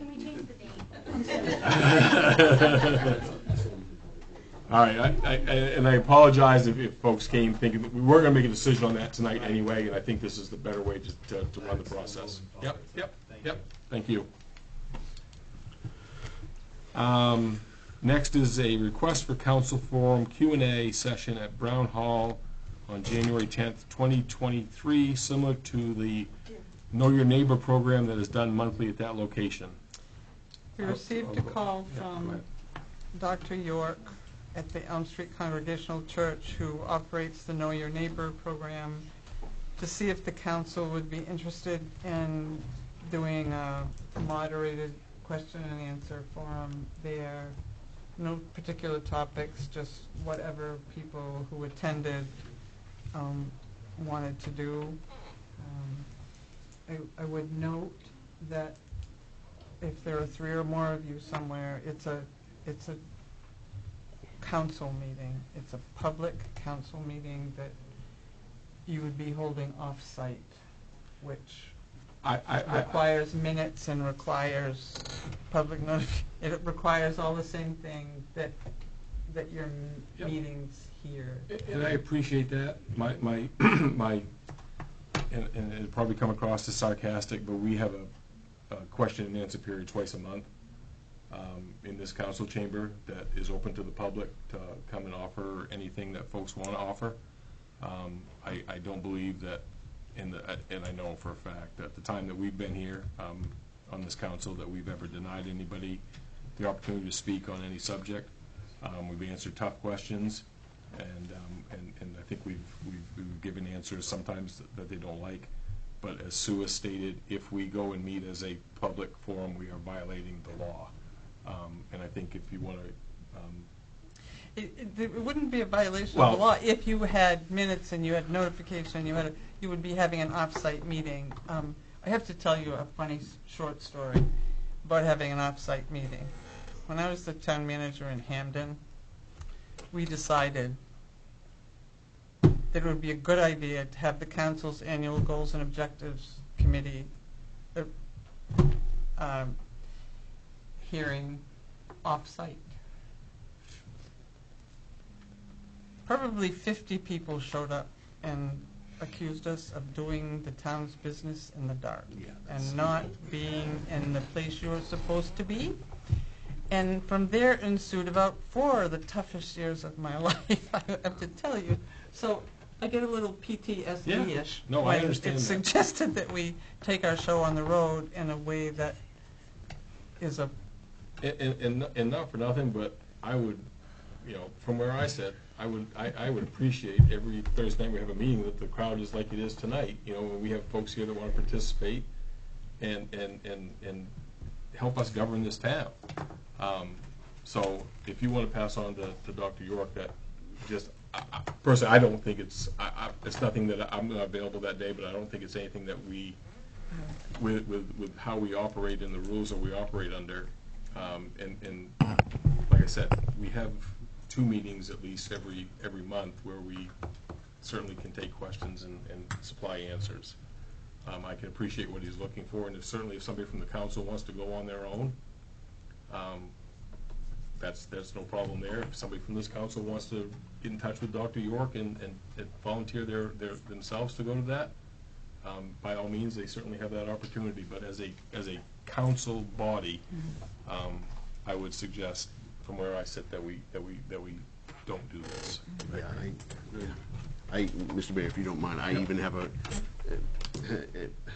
just as one person, I'm very careful to, when I'm not sitting here with this body, I am just one member of the council, and I have no power whatsoever. And so I think the road to hell is paved, or if you're that other group, the road to nowhere. The road to hell is paved with good intentions, and I think this is, to steal a phrase from earlier, a slippery slope. Everybody okay with that? Yeah. Okay. All right, thank you. Agenda items. First is Resolve 2023-33 to approve the use of fire truck reserve funds for the repair of the Engine 1 foam system. I would note that the resolve has Kathy Downs as our clerk, and that is not accurate. That should be. How would the council like to proceed? Motion to approve. Second. Anybody got any questions for Chief Denning or anything on that? All those in favor? Opposed? Motion passes. Second is Resolve 2023-34 to approve purchase of a 15-passenger bus for the use of the senior center. How would the council like to proceed? Motion approved. Second. Can I say something before we? You can. Please, before you raise your hands. I was going to let you say something before we raise Thank our you. hands. This isn't the same bus that was the used bus from before. That one was sold. Our mechanic, Matt, has done a great deal of looking for these vehicles. This one I think is in Indiana or Texas or something along, some faraway place. It's a 2016, it has lower mileage. There isn't an opportunity to see this vehicle prior to purchase. So the question, and I put this on because we wrestled this bus question for a long time, and so now we're down to the point where do you go with a used bus that you can't see, or do you bite the bullet and buy a new one, which is $130,000, and move forward for the senior center? This one has 15,000 miles on it. Yes, it does. There it is. Yep. Okay. And I ask, as one government entity to another, is there a possibility to contact somebody from the town that's there to see maybe if their town garage people or their mechanic may be able to take a look? I can't imagine that, unless he's the owner of the car dealership and trying to swindle us, that that they probably wouldn't at least take a look at that. Or maybe help us out in some way and let them know the situation we're in. I know Matt has asked a lot of questions and has done as much research as he can from here. Just when you say that, it makes me nervous all of a sudden to say, well, I don't know where we're getting sight unseen, and if we have the opportunity to actually put eyes on something and find out that it actually does have 4 tires and not 3.5 or something. Well, I wasn't planning on flying Matt to Indiana. No, I wasn't either. No, that's why I but and David, you're not going either. No, Rich, we're not going to. Bruce? Like I tell a lot of my customers that they're trying to look at one. Pardon? Like I try to tell some of my customers when they want to look at, go take it to a state garage, get it inspected. Mm-hmm. That'll tell you what you're getting. Yep. Yep. That truck, they should be able to do it through a DOT inspection. And this, I assume that this is a dealership, correct?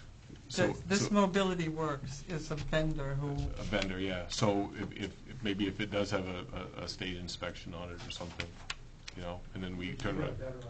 Right, that's a good point too. I don't know if Indiana does state inspections, so. Thanks, Ed. Thanks. Yeah.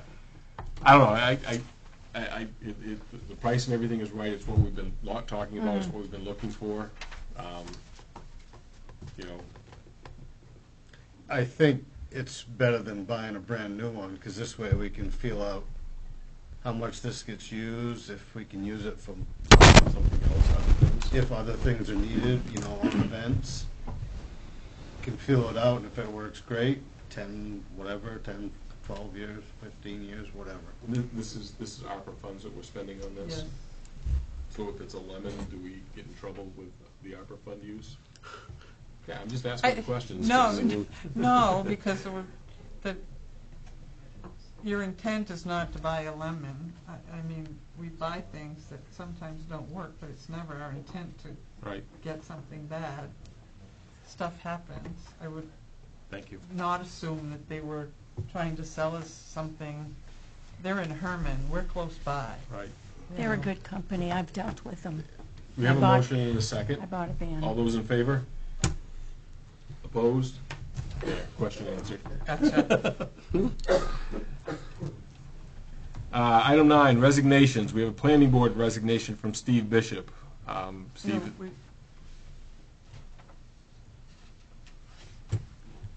8D. Oh, D. D, that's right. We were doing C, but not D. Steve, you're still on the planning board for another couple minutes. Item D is resolved 2023-36 to, and just so everybody knows, item C has been tabled. Is that correct, Rich? Right? Yes. Okay. Item D is resolved 2023-36 to approve the abatement of property taxes in the amount of $3,458.74. How would the council like to proceed? Motion approved. Second. All those in favor? Opposed? Motion passes. Now we have a planning board resignation of Steve Bishop. As people are aware, Steve has to resign from the planning board to take his seat on the town council at our next meeting on January 12th, 2023. So, and that has been posted for replacement for him until believe it's March of this next year. Yes. Right. Somebody. Yeah. Thank you. And we will make that determination if we get applications pretty soon. Correct. Okay. Thank you. You are now resigned. Thank you. Do we need to take a vote on that, or yeah? You're not resigned yet. Wait, man, it's 8:40. I'm going fast. I know, I get it. That's my bedtime too. Motion to accept. Second. All those in favor? Opposed? Now you resign finally. All right. Next is approval of quick claims. We have a quick claim deed from Patricia, I believe that's L. Holmes, map 042, lot 023, tax liens dated 6/30/2020. How would the council like to proceed? Second. All those in favor? Next is a quick claim deed from William Meyer, map 034, lot 040, sewer lien dated 3/23/2021. How would the council like to proceed? Motion approved. Second. All those in favor? Passes. Town manager report. Have you done anything this week, or? One thing. A lot of one thing. I'm going to give the town manager a pass unless you have something you want to talk about. I do a couple things, but I don't have anything in writing, and I apologize. I don't have a written report this week. I am telephoned out for the week. But I want to note, and I'm sure Rich will when he pops up here in a few minutes, the exceptional parade of lights that we had this year. That was beyond description. And Chris Brindle and Rich Rotella elevated this event to a place that you've just created a new bar for what happens, because our Facebook post on this had 9,000 hits. Wow. That's quite a few for a community of 4,944 people. And it was their idea for fireworks after the show, and I was the one who said, oh my God, if we have snow, people will be on the waterfront, we'll have, worry. And they said, it'll be fine. So we had fireworks, and that was like the icing on the cake. It was an incredible display. And if any of you have seen the video that the motorcycle group did that's got the drone footage, incredible. It just, and people from everywhere are here.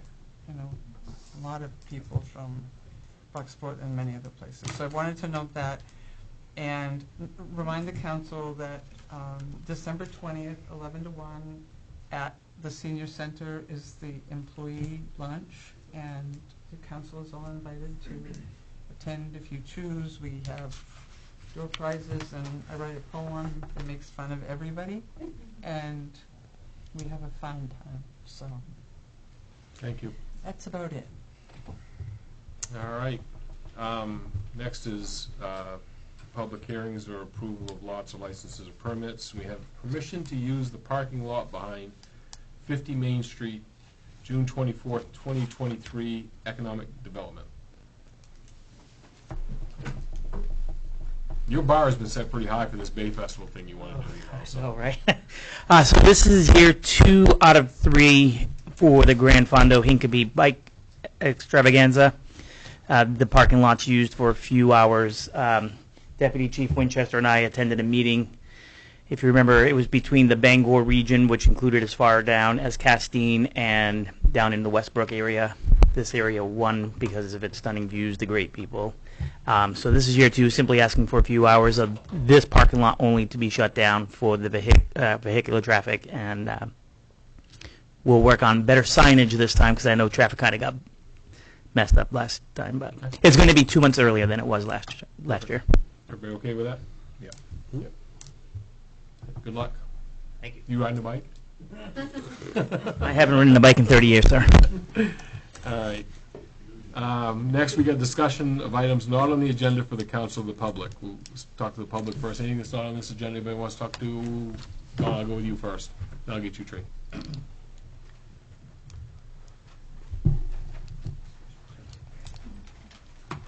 I'm Don White. I live in Bucksport for a long time. Every time I come across the Verone Island Bridge, I look at the really nice greetings that we put out to the town of rich in heritage and look to the future. This proposed landfill opening for the state to come in and dump trash, so-called construction debris, so-called whatever it's called, incidental stuff, whatever goes in the hopper is going to go in. I think it's an incredibly wrong direction for the town to go in. I think there's been a lot of hard work put on by you folks, the town manager, citizens groups, etc., to move on after we lost a lot of jobs in a vibrant mill. To start hooking up now with opening up the town to trash, because that's what it is. You can use the word landfill if you want, but what they do is dig a hole in the ground and put stuff in it because they don't know what else to do with it at this point. There are groups working on what to do with stuff like this. There's groups in Maine, there's groups in Europe. We need to force different options. We can't keep doing business as usual. This isn't a job creator. This isn't a big money maker. What are they offering? Three something million over 10 or 12 years of a so-called contract that it's peanuts. It's peanuts compared to what possibly could happen. The liability for this town, I mean, I know they're saying, oh, we'll take the liability. That's not going to hold water. It says right in statute that if they want to, I think what you've got to do is take ownership of this so-called landfill while it's under contract. But if you look at it, you guys have to make sure whatever goes in there, how it's done, all of the stuff. You're still responsible. Any smart lawyers, if something goes wrong, you're going to be liable for this. And if you've ever talked to people who live around landfills, they're a mess. I mean, I understand. I mean, I've talked to them. Once I heard about this, I started calling around, and it's a mess for people who live around it. There are odor issues, there are sound issues, all kinds of disruptions, groundwater issues. I mean, there were groundwater issues with this particular landfill that's there right now. They had to buy out people. They had just to buy out and demolish their places, and it's over with. They do the same thing. They've done the same thing. In Hamden, Juniper Ridge right now is going through hell. There's people that are willing to come and talk to you about it if you choose. So I think we've got to put the kibosh to this one pretty quick. I don't see it as a popular issue out there with people. The people I've talked to, I think I've heard of one person who's for it. I've talked to people who say, oh, well, if we don't do it, some other municipality will. That's not going to hold water either. It's never been done. Another municipality is not going to want to take on Bucksport and put their ownership in here to hook up so that AIM can make a few bucks. AIM needs to make some money. There's no problem with that. I understand. But they're not our neighbors. They're not. We need to move on. This town has attempted to move on, and it has, and it continues to do so. So I think if you continue to play with this proposal, it's a big mistake. I think there's a lot of opposition out there. I know there's a lot of opposition out there, and the citizens don't want it. And thank you. You're welcome, Peter. Yeah, thank you. Tracy?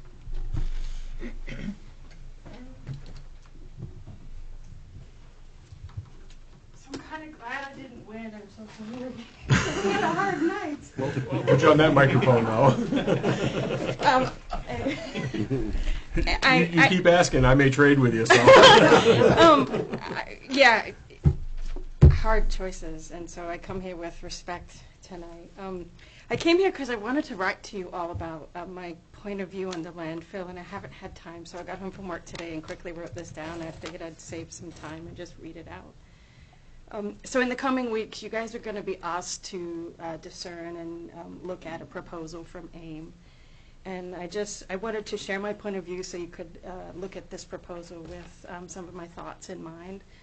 I live about a mile away, just over a mile away. I'm on public water, so I don't think it would necessarily impact my well. But aside from environmental concerns of landfills, I'm really concerned about Juniper Ridge is in trouble, and it's projected to close within the time frame of this 12 years. So I think the estimate of 1 truck an hour is an underestimate from AIM. I think once Juniper Ridge closes, we will see more traffic than 1 truck an hour. I think that's just realistic. I'm also really concerned about, once we jump into this, just the liability of the town. My personal concerns I'll share at public meeting if we have one. If the town jumps in now, we're removing the liability that already exists from AIM and putting it on us for the current landfill. I'm a little bit worried about that. AIM's a big corporation, and we're a small town going through a lot of really hard stuff right now. I'm not a lawyer, but I think AIM's balancing their budget on my back, my taxes, my property valuation, and perhaps my health. I'm not sure. I'm not a scientist. And I'm a little worried about Bucksport jumping into that liability. That really worries me. I don't think there's a landfill that I've looked at in the last 2 weeks that isn't in court somewhere. And I just worry about that for Bucksport. So I'm thinking if I were on your seat, if I had one, and I'm kind of glad I didn't, but thank you everyone who did vote for me though. So as a counselor, that's what I would be considering. As a person, landfills are as far as Maine's waste hierarchy, landfills are the last option that we should be looking at. So I'm just really concerned. Another thing about landfills, you have to care for them forever. So this isn't a decision that we'll be making as a town for me. It'll be for our kids, our kids' kids, our kids' kids' kids' kids. Landfills are a forever monitoring. And I run a nonprofit, and we all know that my nonprofit has had some challenges. One of the hardest things was to teach my crew not to put paint cans in the dumpster. And so I just think there's a lot of room for mistakes to happen with landfills, and I worry about Bucksport taking that on. Thank you. Thank you. Britt? May I add just one thing for just one half minute, maybe half of that. On this subject, they're talking about the landfill. We have a new member in town, Ralph Chapman, who's state legislator for many years. He's a brilliant scientist. He's put together a position paper on the landfill covering all the issues. They're talking about the liability, the toxic waste. He's consulting in Augusta 3 days a week now on mining issues and the effluent, what do they call it, leachate coming off the surface from the rain and the snow melt. Anyway, I've got this here, and I'm happy to share it with you guys. I would ask that you hang on to that until we actually have a hearing on that. This item is not on the agenda. Okay. So how do I get it into the pipeline? You can email it to the town manager, and when that hearing comes up, you can get it to her. Okay. That's good. Will you soon? Thank you. Thank you. I have one issue, and then you have Mary Jane's letter. Yes. I should have mentioned this under the manager's report, and I didn't. The town, many years ago, apparently had a band that had some steel drums that have been in storage at one of the schools for many, many years. And the school was looking to not have them in storage anymore. And Jackie Hunt, who works in the main office, son, manages is a music instructor in a school in Massachusetts that would appreciate the donation of the drums for the kids. there isn't a use for them by the school, which I asked about here.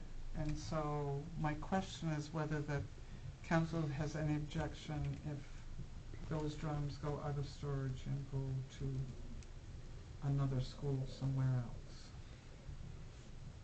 I don't believe I'm going to see anybody dissent on that, so. I know where we own that. Well, nobody that I've talked to knew we had. I thought Tom would, come on, take care of that one for us, would you, on your side? Yeah,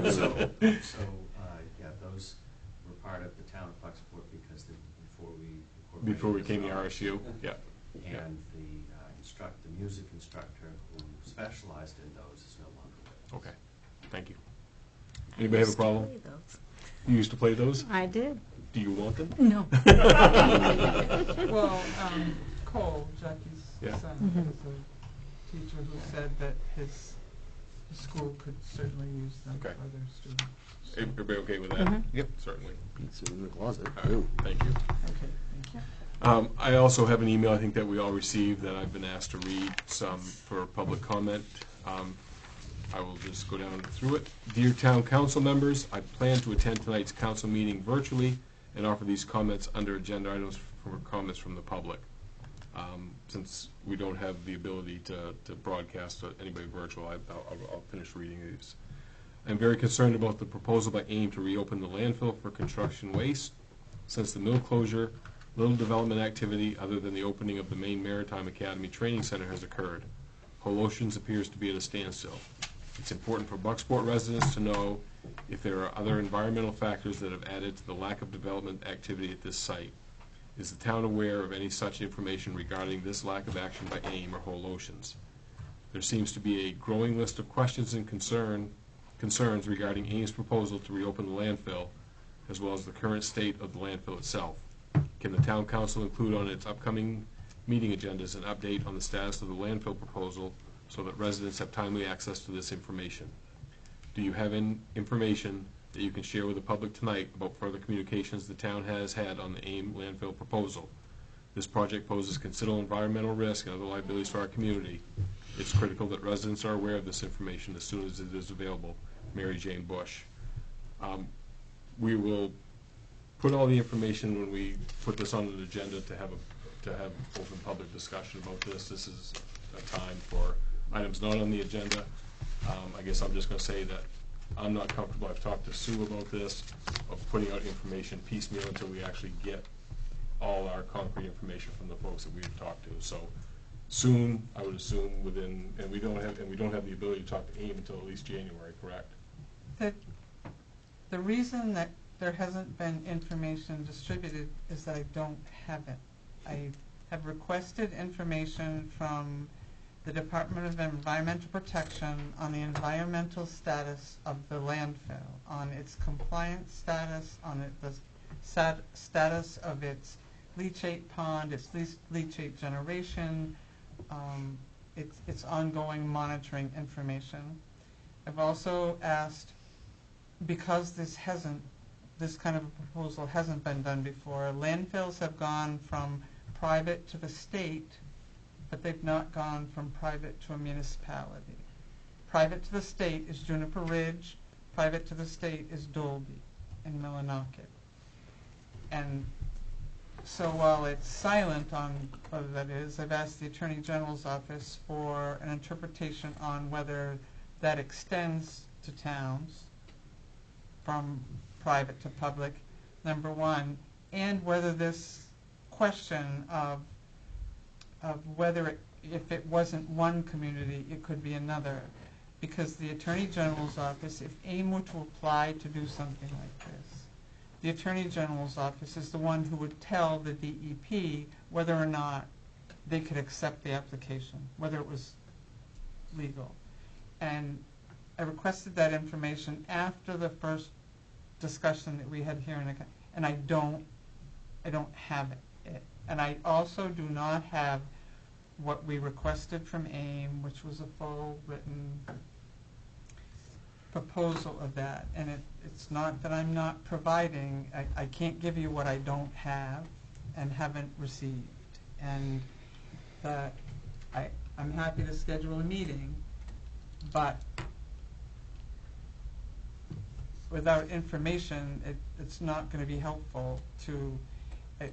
And the reason I think it's important for the town to have the information is that information on the environmental status of that, even if this proposal had never been put forward, knowing the environmental status of that landfill and all of those things is something that the town should know, and it should be aware of. And depending on the outcome of the answers to questions, legal questions, it gives the town the option to do more than just say no and not look at it. It gives the town the option of talking to the department about closure, about doing other things if this facility doesn't have a legal way to move forward. But if we don't get the information, we don't have the ability to ask those to do that. So right now I don't have. Nope. I can't give you what I don't have, but I have requested it. And when that is available, the fact that I have nothing is a bit telling at this point. But it isn't because anyone's trying to hide anything from anyone. I can't give you what I don't have. Thank you. Anybody from the council have anything not on the agenda? Oh, Rich? I waited my turn. I'm sorry. Really quick, I'd like to thank the town manager for the kudos on the parade, but it takes a village. Chris Grindle did a lot of the grunt work. The ladies upstairs and Jacob taking names and helping out there. The town crew for getting things all set up. The participants, the public. It was actually Matt Pierce's idea for the fireworks. So again, everything that we do, we try to do as a whole, as a team. So. Secondly, an update on the walls. I'm glad to say that this is the second year we've done this, and again, we've come under budget. We came under budget by a little over $90,000, and we finished 10 days early. And thank you for your time. Thanks, Rich. You all did a great job, Rich. Yeah. And Main Street Bucksport did great. That was very good what they had set up down front. The dairy port and the cookies and the cocoa and the Main Street Bucksport S'mores Lounge was incredible. I'm going to take a second to thank Kathy. Again, it's been a pleasure. You certainly keep us grounded, come up with some great thoughts, and not just here, but your whole service. Even when I was first started on the council, you were upstairs. An absolute tremendous help. I hope the town realizes what they're losing with not having you involved in doing these things. And I certainly hope you stay involved and you hold us accountable for sitting out there as much as you do when you're sitting there. So again, thank you for all of your time, and enjoy whatever you're going to do. Thank you. Thanks. With that, upcoming committee assignments. The only one we have scheduled right now is for the 26th at 6 o'clock is infrastructure. We'll talk about the animal shelter. I don't believe we have anything else since then. So you'll want committee designations the first meeting? Yeah, so what we'll do is during our next meeting, I'll ask for folks to give me what their thoughts are. You know, obviously what's happened in the past, people have been happy, but I obviously will give folks the choice if they want to change committees or do something, and then we'll set that committee meeting for the 26th. We had, we're supposed to, or we're going to have had an infrastructure and a regulatory review committee for this, but Luke is sick. Okay. And the regulatory review is in regard to the fee schedule and revisions to the animal shelter policy. Okay. And the infrastructure is the Historical Society and the Ampion fuel cell technology, those two. Committees won't be set up, but as we've seen in the past, everybody in the council shows up to the whole meeting anyway. And I realize that Councilor-elect Bishop will not be seated on the council if we have something on the 12th as a committee, but again, with those committee meetings, we're usually not making decision. We're having a discussion on where we go forward, which I think will then allow him probably have the opportunity to be involved in those decisions. So if you want to reschedule those for the 12th, I'm okay with that, if everybody's okay. And Regulatory and infrastructure. Regulatory and infrastructure to deal with the things that were supposed to be for tonight. Okay. So we'll put that on, Jacob, for the 12th at 6 o'clock. We'll do... 6 at infrastructure, 6:30 Yep. at regulatory Yep. review. Yep, thank you. And our next scheduled meeting is January 12th at 7 o'clock for our council meeting. But we'll have those two committees at 6. So again, I want to thank everybody for coming here, participating. I think it's a great thing when folks in the town, and again, we've had emails and phone calls and participation here.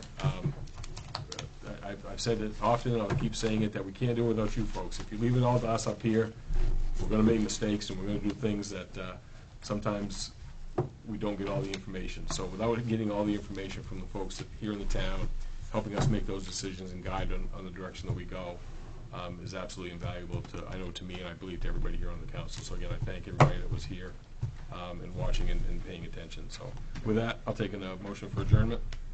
So moved. Second. And just, Kathy, we stayed here for the longest we've ever stayed, probably because we didn't want to lose you on the last one. So, all those in favor? Thank you.